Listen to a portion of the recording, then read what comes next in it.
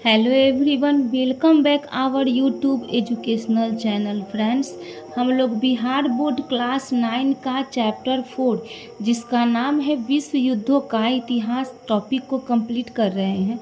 हमने पिछले वीडियो में देखा था कि किस प्रकार जर्मनी को काफ़ी दुख हुआ था जब ब्रिटेन को मिस्र में उपनिवेश स्थापित करने की छूट मिली थी तथा फ्रांस को मोरक्को मिला था। फिर फ्रांस का जो अल्सास और लॉरेन क्षेत्र होता है उस क्षेत्र पर जर्मनी का कब्जा हो जाता है। फिर उसी समय एक घटना घटती है। घटना होती है कि ऑस्ट्रिया का जो राजकुमार होता है उसकी हत्या सेरोजोवो में हो जाती है और इसका आरोप ऑस्ट्रिया किस पे लगा रहा था? सर्बिया पे लगा रहा था। और 28 जुलाई 1914 को ऑस्ट्रिया सर्बिया के खिलाफ युद्ध की घोषणा कर देता है।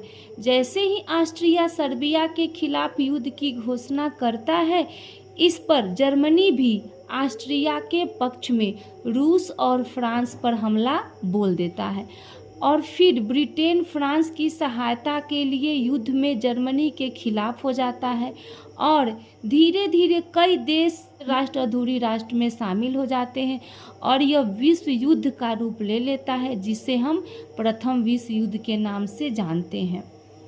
आप यहाँ देखें कि अब लास्ट में आज हम लोग देखेंगे कि युद्ध का अंत कैसे होता है और कौन कौन सी शांति संधियाँ होती है। तो इससे पहले थोड़ा सा हम लोग कल के वीडियो पे हम लोग थोड़ा सा ध्यान देंगे। हमने कल मित्र राष्ट्र में कुछ कंट्री को देखा था, फिर धुरी राष्ट्र में कुछ कंट्री को हमने देखा था। मैं कल इसमें जापान और रूस जो है मित्र राष्ट्र में लिखना भूल गई थी, तो यहाँ पे जापान और रूस जो था मित्र राष्ट्र में भी शामिल होता है और हम लोग देखेंगे कि किस प्रकार मित्र राष्ट्र में सबसे पहले रूस जो है वही युद्ध से शांति संधि का प्रस्ताव रखता है। तो सबसे पहले जो है रूस जो है वो शांति संधि का प्रस्ताव रखता है और सबसे लास्ट में इसमें अमेरिका जो है मित्र राष्ट्र में शामिल होता है। आखिर अमेरिका क्यों शामिल होता है ये सब को हम लोग इस वीडियो में कंप्लीट करेंगे। और यहाँ पे ऑस्ट्रिया हंगरी, जर्मनी, तुर्की और बुल्गारिया ये चार जो हैं ये धुरी राष्ट्र में शामिल थे। ठीक है, सबसे पहले रूस का युद्ध से अलग होना। आखिर क्या कारण था कि रूस युद्ध से पहले ही अलग होना चाहता था? तो 1917 तक रूस के 6 लाख सैनिक मारे जा चुके थे। पहला कारण ये था कि रूस अलग युद्ध से इसलिए होना चाहता था कि जब युद्ध 1914 में स्टार्ट होता है लेकिन 1917 तक रूस के 6 लाख सैनिक मारे गए थे। और दूसरा रीज़न होता है कि रूस की जो अर्थव्यवस्था थी वो काफ़ी दयनीय हो गई थी। ये दो रीज़न था कि रूस जो था युद्ध से अलग होना चाहता था। उसी समय रूस के बोल्शेविक सरकार के नेता थे जिसका नाम था लेनिन। लेनिन एक विज्ञप्ति जारी कर देता है और कहता है कि हम युद्ध का हर्जाना लिए बिना शांति समझौता करेंगे। इस पर जर्मनी जो है रूस को उसकी कमजोरी समझता है और उस जर्मनी जो है रूस के सामने एक बहुत मुश्किल शर्त रख देता है, लेकिन फिर भी रूस जो है जर्मनी के शर्त को मान लेता है और मानने के बाद 1918 में रूस जर्मनी के बीच एक शांति संधि के बाद रूस युद्ध से अलग हो जाता है। ठीक है, रूस युद्ध से क्यों अलग होता है आप समझ गए। उसके बाद बोल्शेविक सरकार के नेता का नाम था लेनिन और ये नेता कहाँ के थे? तो ये रूस के बोल्शेविक सरकार के नेता थे। तो क्वेश्चन पूछ सकता है कि रूस का युद्ध से अलग होने का क्या कारण था? तो ये दो कारण आपको ध्यान में रखना होगा। उसके बाद में रूस और जर्मनी के बीच कब समझौता हुआ है? तो 1918 में समझौता हुआ है। बोल्शेविक सरकार के नेता कौन थे? रूस में बोल्शेविक सरकार के नेता कौन थे? तो लेनिन थे। ठीक है, अब हम देखेंगे कि युद्ध का अंत और शांति समझौता में अमेरिका का युद्ध में शामिल होता है। अमेरिका का युद्ध में शामिल होना भी प्रथम विश्व युद्ध के अंत का एक कारण था। आखिर क्या कारण था कि अमेरिका युद्ध में लास्ट में शामिल हुआ है? तो कारण ये था कि जर्मनी के यू नौका नामक पनडुब्बियों ने ब्रिटिश बंदरगाह के तरफ से जाने वाले जहाज़ों को डुबाना शुरू कर दिया। वो जो जहाज़ में अमेरिका के भी कुछ लोग सवार थे और अमेरिका के कुछ शस्त्र भी उसमें थे, लेकिन जर्मनी का जो कुछ पनडुब्बी था वो क्या करने लगा, जो ब्रिटिश बंदरगाह की तरफ जो जहाज आ रहा था उस जहाज को, जो जर्मनी के जो पनडुब्बी लोग थे वो जहाज को डुबाना शुरू कर दिया। कभी कभी पूछता है कि उस जहाज का नाम क्या था, तो उस जहाज का नाम था लुसितानिया जहाज। ठीक है, ध्यान में रखिएगा। और दूसरा कारण था कि इसमें अमेरिकी नागरिक सवार थे। ये दो कारण था जिसके कारण अमेरिका काफ़ी क्रोधित हो गया और उसने क्या कर दिया, 6 अप्रैल 1917 को जर्मनी के विरुद्ध युद्ध की घोषणा कर दी। तो पूछता है कि अमेरिका जो है जर्मनी के विरुद्ध कब युद्ध की घोषणा की, तो 6 अप्रैल 1917 को। किसी किसी किताब में 6 के जगह पे 7 अप्रैल भी दिया रहता है, तो ध्यान में रखिएगा 6 भी हो सकता है और 7 भी, लेकिन आपके बिहार बोर्ड के बुक में 6 अप्रैल दिया था, इसीलिए मैं यहाँ 6 अप्रैल लिख दी हूँ। अगर वहाँ पे 6 अप्रैल न दे के 7 अप्रैल रहेगा तो 7 अप्रैल भी मारिएगा। अब 1917 की ये घटना है। अब 1918 की जुलाई की घटना है। अब ये घटना में क्या हो रही है कि ब्रिटेन, फ्रांस और अमेरिका की संयुक्त सैनिक अभियान आरंभ हो जाता है, क्योंकि ये तीनों जो कंट्री थे, ये तीनों कंट्री स्ट्रांग थे उस समय। तो ब्रिटेन, फ्रांस और अमेरिका तीनों की जब संयुक्त सेना मिलती है तो ये जो मित्र राष्ट्र जो होता है वो काफ़ी मजबूत हो जाता है। और जर्मनी और उसके सहयोगी देशों की हार होने लगी। कब? जुलाई की घटना है 1918 में। जैसे ही अमेरिका इसमें प्रवेश किया, मित्र राष्ट्र का साथ दिया अमेरिका, ठीक उसी समय जर्मनी कौन था, तो जर्मनी धुरी राष्ट्र से था।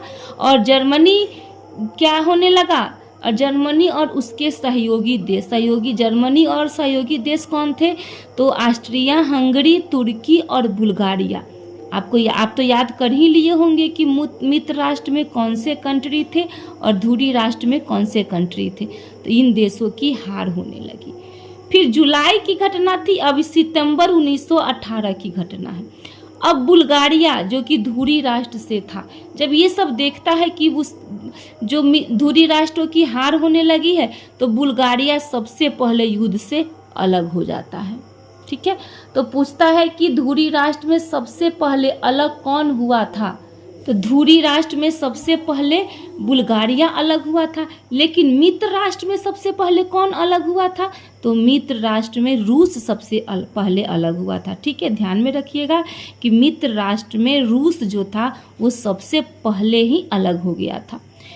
फिर 1918 में अक्टूबर की घटना है, जब तुर्की का आत्मसमर्पण करना। अब तुर्की क्या करता है, जब तुर्की ने देखा कि बुल्गारिया भी युद्ध से अलग हो गया और जो भी लोग थे वो भी, अब जर्मनी की भी हार होने लगी है, क्योंकि जर्मनी जो था धुरी राष्ट्र में एक मजबूत कंट्री था। तो जब धुरी राष्ट्र ने देखा कि जब तुर्की ने देखा कि जब अब हम लोग हार रहे हैं, तो इसने भी आत्मसमर्पण कर दिया। फिर 3 नवंबर 1918 में ऑस्ट्रिया तथा हंगरी का भी आत्मसमर्पण कर लेता है। अब आप यहाँ देखिए, अब आप यहाँ देख रहे हैं कि ऑस्ट्रिया हंगरी जो है सबसे 3 नवंबर 1918 को अलग होता है। फिर तुर्की जो है अक्टूबर में अलग होता है। फिर बुल्गारिया जो है वो सितंबर में, यानी कि सितंबर, अक्टूबर और नवंबर, ये 3 महीनों में जो थे ये तीनों कंट्री जर्मनी से अलग हो जाते हैं। अब आप देख रहे हैं कि धुरी राष्ट्र में जर्मनी बेचारा अकेला पड़ जाता है। ध्यान से देखिएगा कि जर्मनी अब क्या है, अकेला है। और इधर रूस जो है वो मित्र राष्ट्र से अलग हो चुका है। अब इधर जापान, इधर बहुत सारे कंट्री बचे हुए हैं। अब जर्मनी का जो सम्राट था कैसर विलियम द्वितीय, उसने देखा कि जब हमारे सारे कंट्री हमसे अलग हो गए हैं और उन्होंने आत्मसमर्पण कर दिया है और कुछ कंट्री युद्ध से अलग हो गए हैं, तो ये क्या कर दिया, डर के कारण पलायन करके ये हॉलैंड चला गया। तो क्वेश्चन पूछता है कि उस जब प्रथम विश्व युद्ध चल रहा था उस समय जर्मन का सम्राट कौन था जो हॉलैंड पलायन कर गया? तो वो था कैसर विलियम द्वितीय। ठीक है, जैसे ही कैसर विलियम द्वितीय पलायन करके हॉलैंड जाता है, ठीक उसी समय 11 नवंबर 1918 को जर्मन में एक नई सरकार की स्थापना होती है, एक नई सरकार बनती है। और वो सरकार क्या करता है कि युद्ध विराम संधि पर हस्ताक्षर कर देता है। ठीक है, और इसी के साथ युद्ध समाप्त होने लगा। उस समय अमेरिका के राष्ट्रपति वुडरो विल्सन थे। तो वुडरो विल्सन जो थे वो जनवरी 1918 में एक शांति का कार्यक्रम प्रस्तुत किए। कब प्रस्तुत किए? तो जनवरी 1918 में। अमेरिका के राष्ट्रपति कौन थे? तो वुडरो विल्सन थे। और इसी शांति समझौते को 14 सूत्रों के नाम से जाना जाता है। ठीक है, अब इसमें 14 सूत्र है, लेकिन 14 सूत्र का नाम नहीं दिया गया कि कौन से 14 सूत्र को वुडरो विल्सन जो थे वो रखे थे। तो सबसे पहला जो था, राज्यों के बीच खुली बातचीत चलाना, यानी कि जो भी राज्य है उस सभी राज्यों के बीच खुली बातचीत चलना चाहिए। दूसरा, जहाज रानी की स्वतंत्रता, यानी कि एक देश से दूसरे देश में जाने के लिए जहाज़ों की स्वतंत्रता होनी चाहिए। तीसरा, बेल्जियम की स्वतंत्रता।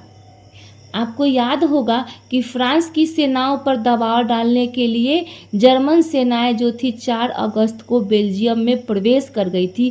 इसी पे ब्रिटेन क्रोधित होकर क्या किया है, जर्मनी के खिलाफ युद्ध की घोषणा करता है। आपको याद होगा, पिछले वीडियो में मैं आपको बताई थी। तो बेल्जियम की स्वतंत्रता कौन चाहता है? तो अमेरिका की राष्ट्रपति वुडरो विल्सन, क्योंकि वो बेल्जियम जो था जर्मनी के कब्जे में चला गया था। जर्मनी, यही कारण था कि बेल्जियम की स्वतंत्रता चाहता है। फिर हम फ्रांस को अल्सास तथा लॉरेंस का वापसी, यानी कि फ्रांस का जो अल्सास और लॉरेंस क्षेत्र था, आपको याद होगा पिछले वीडियो में मैं बताई थी कि फ्रांस का जो अल्सास और लॉरेंस क्षेत्र था वो कौन जीतता है? तो उस पर कब्जा जर्मनी का हो जाता है। तो जर्मनी जैसे ही हार जाता है, कहा तो वुडरो विल्सन अमेरिका के राष्ट्रपति का कहना है कि फ्रांस का जो अल्सास और लॉरेंस क्षेत्र जो कि जर्मनी के कब्जे में है वो फ्रांस को वापस कर देना चाहिए। आगे है यूरोप में स्वतंत्र राज्यों की स्थापना। सभी यूरोप में एक स्वतंत्र राज्यों की स्थापना होनी चाहिए और सभी राज्यों की स्वतंत्रता की जमानत के लिए अंतर्राष्ट्रीय संगठन की स्थापना होनी चाहिए। तो कुछ सूत्र है यहाँ पे 6 सूत्र दिया गया है। तो ये 6 सूत्रों को आप लोग याद रखिएगा। उसके बाद हम लोग देखेंगे कि किस प्रकार वर्साय की संधि होती है और वर्साय की संधि के तहत किस प्रकार युद्ध में विराम चिन्ह लगता है और जर्मनी पर किस प्रकार का हर्जाना लगता है। इसमें रूस को, इसमें बहुत सारे कंट्री को, वर्साय की संधि में बहुत सारे कंट्री को नहीं बुलाया जाता है। फिर जर्मनी पे कितना हर्जाना थोपा जाता है। ये भी वाक्यों को हम लोग नेक्स्ट वीडियो में कंप्लीट करेंगे। तो बने रहिए हमारे साथ, मिलते हैं नेक्स्ट वीडियो में नेक्स्ट टॉपिक के साथ। धन्यवाद।